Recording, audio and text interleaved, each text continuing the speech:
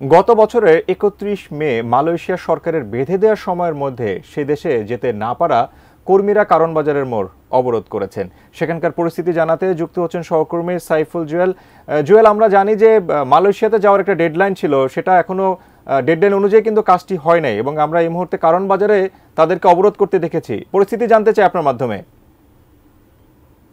আমি এখন আছি রাজধানীর কারণবাজার এলাকায়। এখানে বলে রাখা ভালো যে সকালেই এখানে চলে এসেছে কারণবাজার মোড় অবরোধ করার চেষ্টা করেছে ৩১ মে মালয়েশিয়া যেতে না পারা প্রায় ১৮,০০০ শ্রমিকদের একটি প্রতিনিধি এবং এখানে প্রায় অর্ধশতাধিক যারা মালয়েশিয়া যেতে ইচ্ছুক শ্রমিক যারা রয়েছেন তারা সকালে এসেই এখানে সড়ক অবরোধ করার চেষ্টা করেছেন এবং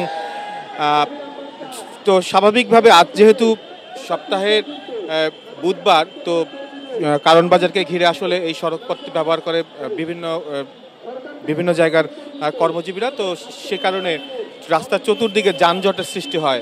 পরবর্তীতে আইনশৃঙ্খলা রক্ষাকারী বাহিনীর সদস্য যারা রয়েছেন তারা দ্রুত তাদেরকে নিয়ন্ত্রণে এনে একটি অংশে তাদেরকে কর্মসূচি পালন করার আহ্বান জানান এবং সেই অনুযায়ী এখন পর্যন্ত কর্মসূচি চলছে এবং যান চলাচল কিছুটা স্বাভাবিক হয়েছে।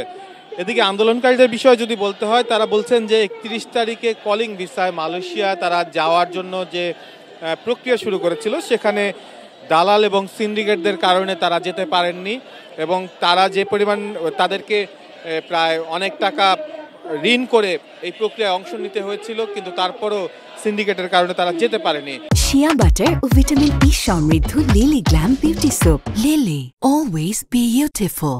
এখন অচিরেই প্রধান উপদেষ্টার সহায়তা এবং তার হস্তক্ষেপের মাধ্যমে প্রায় ১৮,০০০ শ্রমিকরা যেন মালয়েশিয়া দ্রুত যেতে পারে সেই প্রক্রিয়া ত্বরান্বিত করাই তাদের হলো একটাই দাবি এবং তারা দাবি করছেন যে দেশের বিভিন্ন প্রত্যন্ত অঞ্চল থেকে এখন তারা আসছেন এবং যতক্ষণ পর্যন্ত না তাদের দাবি পূরণ হবে ততক্ষণ পর্যন্ত তারা কারণ বাজারের সড়ক ছাড়বেন না এবং যেটা ধারণা করা হচ্ছে এবং তাদের সাথে আমরা কথা বলে যেটা জানতে পেরেছি যে তাদের যেতে না পারা শ্রমিকরা যদি সংখ্যায় আরও বাড়ে সেক্ষেত্রে তাদের কর্মসূচি আরও বৃহৎ হবে বলে তারা আমাদেরকে জানিয়েছেন।